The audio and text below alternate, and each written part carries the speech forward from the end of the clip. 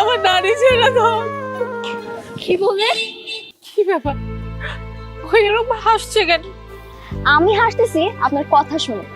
এই যে আপনি যে বললেন আমি নাকি আপনার নারী ছেঁড়া ধন, হ্যাঁ তো, তুই তো আমার নারী ছেড়ে দাও।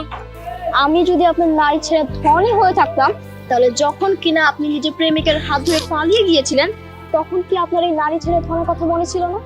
আমি যখন দুধের জন্য কান্নাকাটি করতেছিলাম আপনি আপনার ফিগারের চিন্তা করে আপনার এই নারী ছেঁড়া ধনের মুখে দুধটা পর্যন্ত তুলে দেন নাই। আমি তো তখন ক্ষুধার জ্বালায় মরেও যেতে পারতাম। মামুনি, আমি বুঝতেছি না তুমি এই জঘন্য মহিলার সাথে এত কথা কেন বলছো। সাদুল সাহেব, এই জঘন্য মহিলা যদি এখান থেকে না যেতে চায় তাহলে ওনাকে ঘাড় ধাক্কা দিয়ে এখান থেকে বের করে দিবেন। হ্যাঁ বাবা, তুমি ঠিকই বলেছো।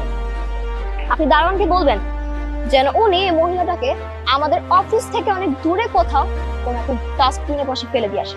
আমি যেন এই মহিলার ফেস দ্বিতীয়বার আর না দেখি। বাবা চলো। চলো।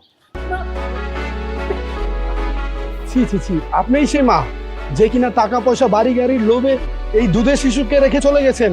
তাই তো বলি, এতটুকু মেয়ে আপনার সাথে কেন এত খারাপ ব্যবহার করে? মেয়েটা আপনাকে দেখলেই সহ্য করতে পারে না।